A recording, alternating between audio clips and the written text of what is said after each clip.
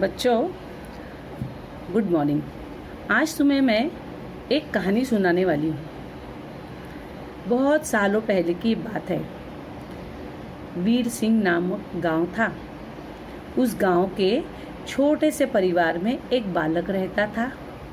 वह बड़ा ही सीधा साधा, बुद्धिमान एवं होनहार था। उसकी माँ का नाम भगवती देवी था।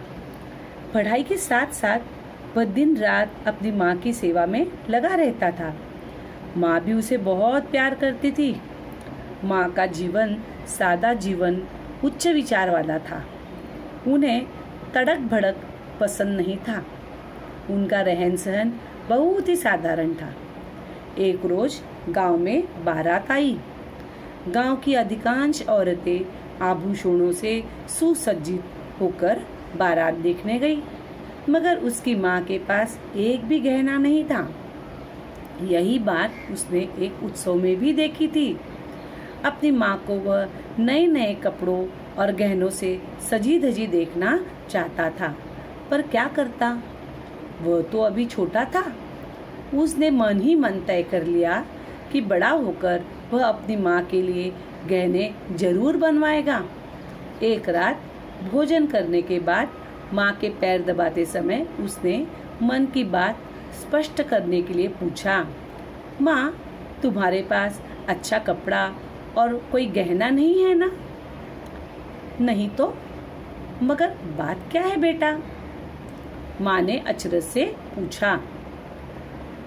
माँ, मेरी इच्छा है कि तुम भी गांव की अन्य औरतों की तरह नए कपड़े पहनो और गहनों से सज धज कर किसी आयोजन में जाया करो। फिर बालक ने पुलकित होकर कहा, माँ, बड़ा होने पर मैं तुम्हारे लिए अच्छे अच्छे कपड़े लाऊंगा, तुम्हारे लिए गहने भी बनवाऊंगा। अच्छा, तो यह बात है। बेटे के प्यार में माँ का गला भर आया था। फिर मुस्कुराते हुए उन्होंने कहा, बेटे, परिश्रम से खूब पढ़ाई करो, बड़े बनो, तुम ही मेरे सबसे अच्छे गहने हो।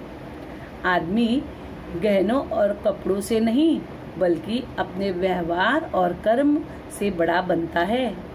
बालक ने कहा, पर माँ, मेरी बड़ी इच्छा है कि मैं तुम्हारे लिए गहने बनवाऊं।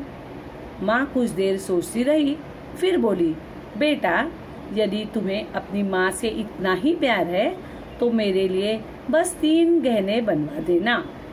बस 3 ही माँ? पर कौन कौन से? बालक ने अधीरता से सवाल किया। बेटे, इस गांव में विद्यालय नहीं है। विद्यालय दूर होने के कारण गांव के बच्चे अशिक्षित रह जाते हैं। वे प्रगति नहीं कर पाते, इसलिए गांव में एक पाठशाला खुलवा देना। मरीजों के उपचार की कोई व्यवस्था नहीं है यहाँ। उचित उपचार के अभाव में छोटे बच्चे एवं जवान अकाल मृत्यु के शिकार हो जाते हैं। अतः एक अस्पताल की स्थापना करवाना। गरीब अनाथ बरसात में भीगते हैं, जाड़े में ठंड से ठिठुर कर अपनी रात गुजारते हैं। उनके रहने खाने के लिए एक अनाथालय बनवा दो। बस यही 3 असली गहने मेरे लिए बनवा देना बेटा। माँ ने बेटे की पीठ पर हाथ फेरते हुए कहा। बेटे की आंखों में आंसू छलक आए। वह सोचने लगा, माँ कभी भी अपने लिए कुछ नहीं मांगती, हमेशा दूसरों के लिए ही चिंतित रहती है।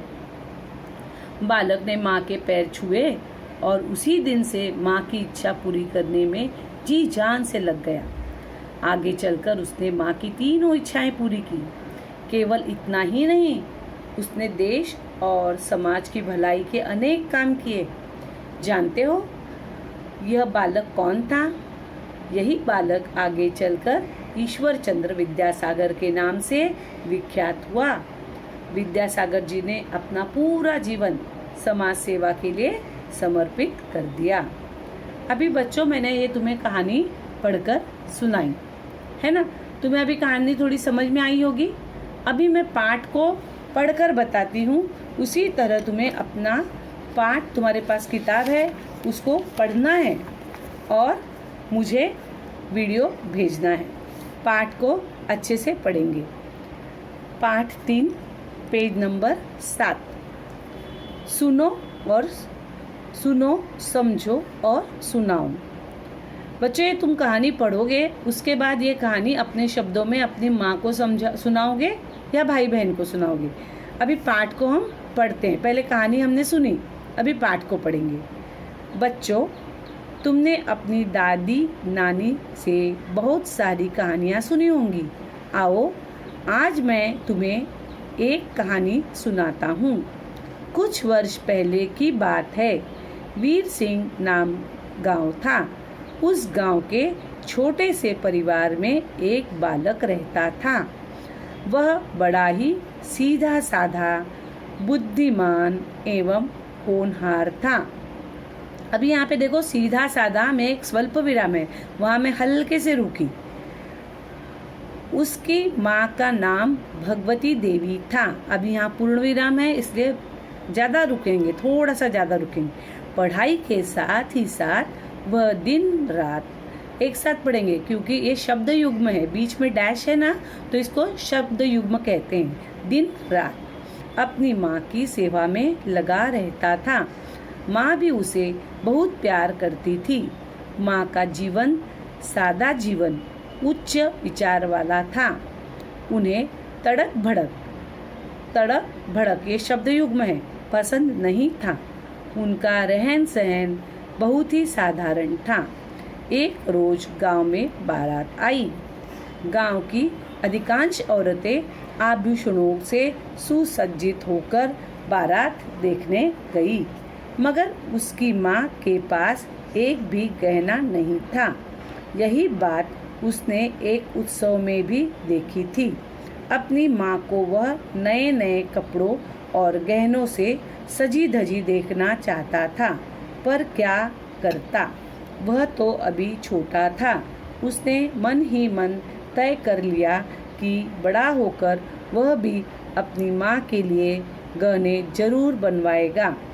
एक रात भोजन करने के बाद माँ के पैर दबाते समय उसने मन की बात स्पष्ट करने के लिए पूछा। अभी यहाँ पे कॉमा है, थोड़ा सा रुकेंगे। माँ, फिर कॉमा है, तुम्हारे पास अच्छा कपड़ा और कोई गहना नहीं है ना? यहाँ पे प्रश्न चिन्ह है, इसलिए ऐसे मालूम पड़ना चाहिए कि तुम प्रश्न पूछ रहे हो। नहीं तो? मगर बेटा क्या बात है? मगर बात क्या है बेटा? यहाँ पे सवाल पूछा गया, इसलिए उसी ढंग से पूछना है। माँ ने अचरज से पूछा। माँ, मेरी इच्छा है कि तुम भी गांव की अन्य औरतों की तरह नए कपड़े पहनो और गहनों से सज धज कर किसी आयोजन में जाया करो। अभी यहाँ पे इन्वर्टेड कॉमा है, इसलिए इसको अवतरण चिन्ह कहते हैं। 2 डॉट ऊपर दिया, कॉमा दिया हुआ है और यहाँ से चालू होता है और यहाँ पे बंद हो रहा है, तो इसको अवतरण चिन्ह कहते हैं। और इसमें कोई आदमी जब बात बोलता है तो उसको इसमें करके लिखा जाता है, अवतरण चिन्हों में दिया जाता है। फिर बालक ने पुलकित होकर कहा, माँ, बड़ा होने पर मैं तुम्हारे लिए अच्छे अच्छे कपड़े लाऊंगा, तुम्हारे लिए गहने भी बनवाऊंगा। अब ये बेटा अपनी माँ से कह रहा है, इसलिए कही हुई बात है, इसको अवतरण चिन्ह में डाला गया है। अच्छा, तो यह बात है। बेटे के प्यार में माँ का गला भर आया था। अब ये माँ बोल रही है ना? आगे फिर मुस्कुराते हुए उन्होंने कहा, बेटे, परिश्रम से खूब पढ़ाई करो, बड़े बनो, तुम ही मेरे सबसे अच्छे गहने हो। आदमी गहनों और कपड़ों से नहीं, बल्कि अपने व्यवहार और कर्म से बड़ा बनता है। बालक ने कहा, पर माँ, मेरी बड़ी इच्छा है कि मैं तुम्हारे लिए गहने बनवाऊं। माँ कुछ देर सोचती रही, फिर बोली, बेटा, यदि तुम्हें अपनी माँ से इतना ही प्यार है तो मेरे लिए बस 3 गहने बनवा देना। बस 3 कौन कौन से बालक ने अधीरता से सवाल किया। बेटे, इस गांव में विद्यालय नहीं है। विद्यालय दूर होने के कारण गांव के बच्चे अशिक्षित रह जाते हैं, वे प्रगति नहीं कर पाते, इसलिए गांव में एक पाठशाला खुलवा देना। मरीजों के उपचार की कोई व्यवस्था नहीं है यहाँ। उचित उपचार के अभाव में छोटे बच्चे एवं जवान अकाल मृत्यु के शिकार हो जाते हैं, अतः एक अस्पताल की स्थापना करवाना। गरीब अनाथ बरसात में भीगते हैं, जाड़े में ठंड से ठिठुर कर अपनी रात गुजारते हैं। उनके रहने खाने एक शब्द है, शब्द युग्म है, डैश डाल के लिखा है, के लिए एक अनाथालय बनवा दो। बस यही 3 असली गहने मेरे लिए बनवा देना बेटा। माँ ने बेटे की पीठ पर हाथ फेरते हुए कहा। बेटे की आंखों में आंसू छलक आए।